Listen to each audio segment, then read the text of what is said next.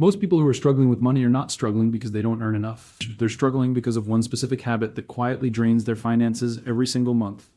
And most of them don't even realize they're doing it. Have you ever looked at your bank account 2 weeks after payday and thought, where did it all go? This video is going to hit close to home. Welcome to WealthCraft, where smart money starts here. Monazers, today we are going to name that one habit, break it all the way down. And by the end of this video, you are going to have a real, simple plan to fix it starting today, not next month, not on January 1st, today. So let's get into it. The habit I'm talking about is spending first and saving last. That's it. It is the single most financially destructive pattern that keeps ordinary hardworking Americans stuck in the cycle of living paycheck to paycheck for years, sometimes decades, without ever making real progress. It sounds almost too simple, right? But I want you to really sit with this for a second. Think about what you do on payday. Money hits your account, and then what happens? You pay rent. You pay the car. You buy groceries. You maybe grab dinner out because, hey, it's payday. You handle this bill and that bill. You buy a few things you needed, maybe a few you didn't. And then at the end of the month, you look at what's left and you try to save whatever scraps remain. And usually the answer is nothing. There's nothing left because the money was already spent. That is the trap. And it is not your fault for falling into it, because this is exactly how most of us were raised to think about money. You earn it, you pay your bills, and if there's something left over, you save it. That feels responsible, right? You're covering your obligations first. But here's the problem with that logic. Spending has no ceiling. There will always be something to spend money on. A bill you forgot about. A friend's birthday. A car repair. A sale at the store. Life is endlessly creative when it comes to finding uses for your money. So if saving is always the last thing on your list, it will almost always get skipped. And a year goes by and you have nothing in savings.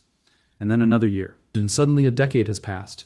And you are still in the exact same financial position you were in 10 years ago, just with older bills and more stress. But here's the mistake most people make when they realize this. They decide they're going to be more disciplined. They tell themselves, okay, this month I am really going to try to have something left over at the end. And they mean it. They genuinely mean it. The discipline alone cannot compete with the way modern life is designed to take your money. Every app, every store, every subscription service, every online retailer is built specifically to make spending feel easy and natural and immediate. Saving, on the other hand, requires you to stop, think, and delay gratification. It requires effort. And when you're tired and busy and just want to get through the week, effort loses to easy every single time. This is where things usually go wrong. People try to fix a system problem with a willpower solution. And willpower is not a reliable financial strategy. To ask anyone who has tried to just spend less without actually changing the structure of how they handle their money. It works for a week or two and then something comes up. It always comes up. And the plan falls apart and the guilt kicks in and the cycle continues. So what's the actual fix? The fix is a concept called paying yourself first. And I know you may have heard that phrase before, but I want to explain it in a way that actually makes sense in real everyday life, because most explanations make it sound either too simple or too complicated, and neither one helps you actually do it. Paying yourself first means that the moment money enters your account, before you pay rent, before you buy groceries, before you do anything else, a portion of that money gets moved into savings automatically. You treat your savings like it is a non-negotiable bill. The same way you would never just skip paying your rent because you felt like buying something else. You do not skip saving. It comes out first every single time, without you having to think about it or decide in the moment. Let me give you a really concrete example so this lands properly. Say you take home $3,000 a month. Under the old system, spend first, save last. You pay rent at $1,100, pay your car at $300, pay your phone and utilities at around $250, buy groceries for about $300, handle a few other things, maybe eat out a few times, and by the time you look up, there's maybe $50 or $100 left, and you think, well, that's not worth saving, so I'll do better next month. And next month is identical. Now let's run the same scenario under the pay yourself first system. Payday hits. Before you do anything else, $150 automatically transfers from your checking account into a separate savings account. You never see it sitting in your checking account. You never have to make a decision about whether to move it. It's just gone automatically the same day your paycheck lands. Now you have $2,850 to cover everything else. Your rent, your car, your bills, your food, it all still gets paid. Your lifestyle doesn't collapse. But at the end of the month, you have $150 in savings that you did not have before. Do that every month for a year and you have $1,800. Do it for 2 years and you have $3,600. That is a real emergency fund. It is a foundation. That is the beginning of actual financial security, built entirely by redirecting money you were already earning but previously losing to random spending. Now I can hear some of you thinking, okay, but $150 a month, that's not going to change my life. You're right that it won't change your life overnight. But here's what it will do. It will change your identity. There is a massive psychological difference between being a person who does not save and being a person who saves every single month without fail. So once you have that identity, once you see yourself as someone who consistently puts money away, you naturally start making other decisions differently. You think twice before an impulse purchase because you don't want to be the person who saved $150 but then blew $200 on stuff you didn't need. Your savings habit becomes an anchor for all your other financial behavior. and that is worth so much more than the dollar amount alone. But here's the mistake most people make when they try to set this up. They pick a number that's too high. They get excited, they do the math, to decide they're going to save $500 a month. For the first month it works, but then an unexpected expense hits, and they have to pull money back out of savings, and it feels like failure, and they give up the whole system. Don't do that. Start with a number that feels almost embarrassingly small. If you've never consistently saved before, start with $50 a paycheck, $225. Seriously, the amount right now is not what matters. What matters is building the habit, the automation, and the identity of being a saver. You can increase the amount later, and you will want to. But first, you need to prove to yourself that the system works. Small wins create momentum. Momentum creates lasting change. Let's talk about the automation piece, because this is the part that actually makes it work long-term. The reason most saving attempts fail is that they require manual decision every single month. And the problem with manual decisions is that they are vulnerable to your mood, your stress level, your bank balance on any given day, and 1,000 other things that have nothing to do with your actual financial goals. Automation removes the decision entirely. You set it up once and it just happens. Most banks and credit unions in the United States will let you schedule automatic transfers between accounts for free. You can set it up so that every payday on the same day, a set amount automatically moves to savings. Some banks even let you set up multiple savings accounts and label them with a purpose, which is incredibly useful for staying motivated. Here is what actually works for a lot of people. To open a savings account that is slightly inconvenient to access. Not hidden, not locked, just a separate account. Maybe even at a different bank than your checking account, where there is no debit card attached, and where you have to actually log in and initiate a transfer if you want the money back. A small amount of friction involved in getting that money makes you think twice before touching it for something non-essential. Out of sight, out of mind, and out of reach from casual impulse spending. This is not a gimmick. This is how the psychology of money actually works. Make saving easy and automatic. Make spending from your savings slightly inconvenient. That asymmetry alone will protect your money better than any amount of willpower. Now let's talk about something that makes the pay yourself first system even more powerful, and that is giving your savings a specific purpose. Because here's the truth. Saving abstract money for some vague future reason doesn't feel very motivating. Saving $300 a month so that in 4 months you have your $1,200 emergency fund fully funded, that feels like progress. It feels real. It gives you something to work toward. And when your savings has a name and a goal attached to it, you are far less likely to rate it for something random. So when you set up your savings automation, also decide what the money is for. It could be an emergency fund if you don't have one yet. Financial advisors generally recommend having 3 to 6 months of living expenses saved as a buffer, but even 1 month's worth is a game changer compared to nothing. If an unexpected car repair or medical bill hits and you have $1,000 set aside, that is no longer an emergency. It is an inconvenience. And the difference between an emergency and an inconvenience is enormous when it comes to your financial stress and your long-term progress. If you already have some emergency savings, your goal might be paying off a specific debt, building a down payment, or saving for a big planned expense like a new car or a home repair you know is coming. Specificity matters. Your savings account labeled December holidays sitting with $400 in it in October feels completely different than a generic savings account with the same $400. One has a job, the other one is just waiting to be spent on something that comes up. This is where things usually go wrong with savings goals. People set them, but they don't connect the daily habit to the bigger picture. Save $50 in January, and then in February they feel like the goal is so far away that it doesn't seem worth continuing. So I want to give you a practical tool that a lot of people find genuinely motivating, and it is almost embarrassingly low tech. Get a piece of paper or open the Notes app on your phone and draw a simple chart. Just write your savings goal at the top.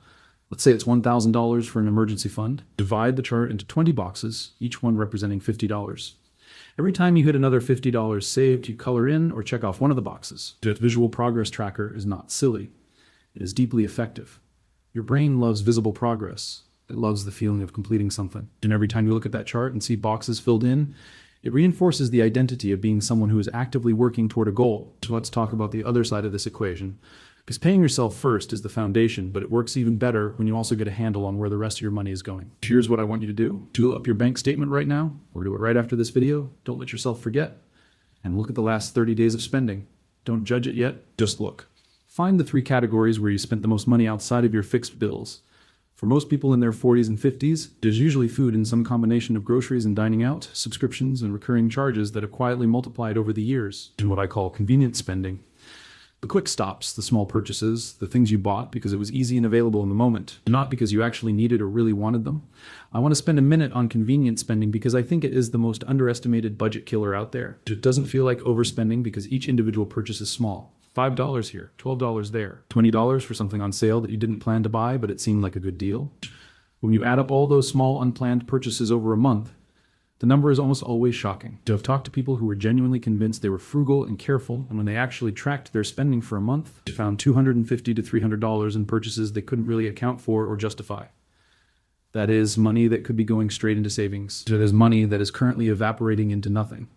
But here's the mistake most people make when they see those numbers. They try to cut everything at once, to make a list of all the things they're going to stop spending money on, and they go into full restriction mode. And as I've said before, and I will keep saying because it is that important, restriction without intention fails. It feels like deprivation. Deprivation leads to rebellion, and you end up spending more than you would have if you had just made one small intentional change instead of trying to overhaul everything overnight. So here's the approach I want you to take instead.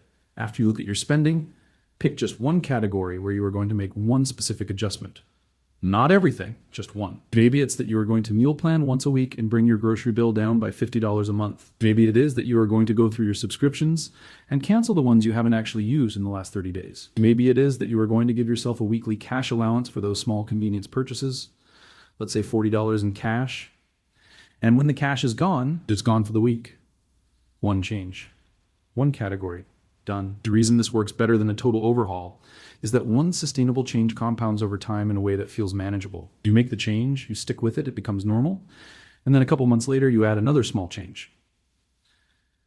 And then another. Over the course of a year, you have made 6 or 8 small adjustments that together have completely transformed your financial picture. Not through one dramatic revolutionary moment, but through quiet, consistent progress that never felt like punishment. Here's what actually works when it comes to building any financial habit, including saving and spending intentionally. You have to lower the activation energy. It's a fancy way of saying you have to make the good behavior as easy and automatic as possible and make the bad behavior require just a little more effort. Saving automatically on payday lowers the activation energy for saving. Having to log into a separate bank to access your savings raises the activation energy for spending it impulsively. Keeping a grocery list on your phone at all times lowers the activation energy for sticking to your list. Subscribing from retailer email lists and deleting shopping apps from your home screen raises the activation energy for impulse online purchases. You are not trying to become a different person with iron willpower.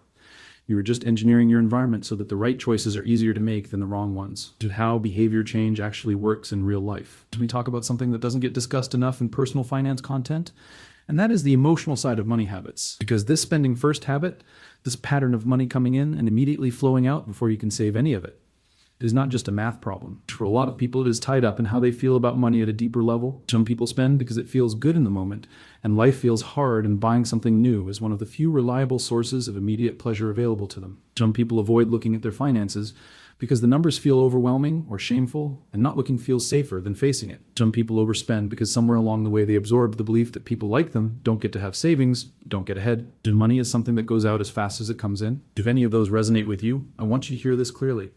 That belief was given to you by your circumstances and your history, and it is not a permanent truth about your life. It can be changed. The financial habits you have today are not who you are. They are what you learned.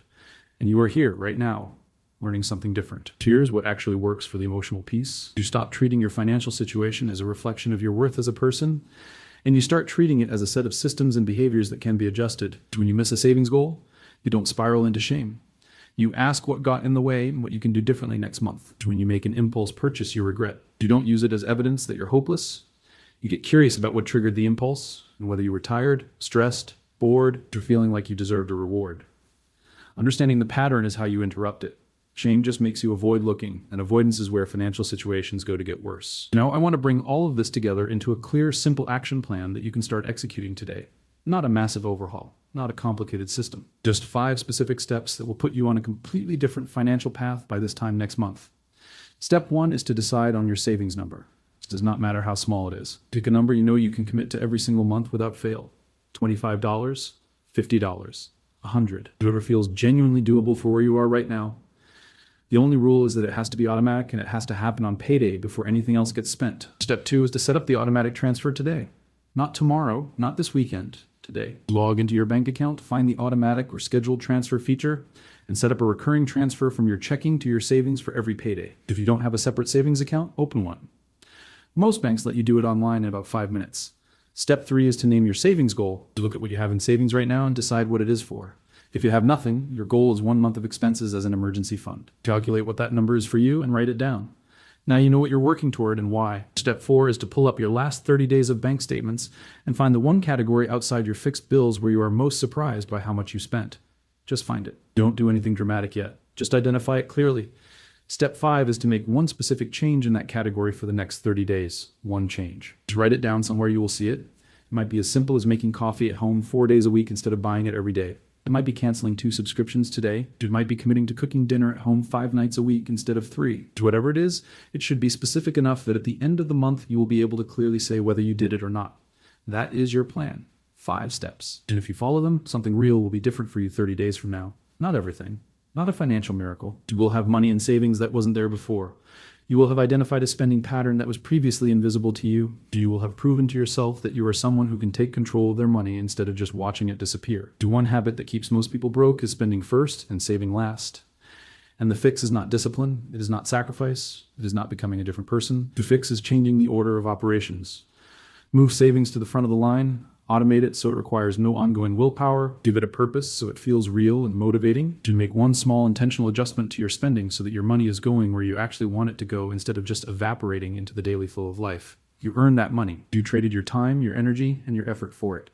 You deserve to actually keep some of it and use it to build something better for yourself. That is not too much to ask. It is just smart money management, and it is completely within your reach right now with the income you already have. If this video gave you something useful today, I would genuinely love to hear from you in the comments. Tell me where you're starting from. Tell me your savings goal, or tell me the one spending habit you're going to work on this month. Hearing from you helps me understand what videos to make next, and it also helps other people in this community see that they are not alone in working through this stuff. If you are not subscribed yet, hit that subscribe button and turn on notifications, because every single week on this channel, we break down real money topics in plain, straightforward language so that you can take real action with real results. No fluff, no jargon, no judgment, just practical guidance for building a better financial life. I will see you in the next one.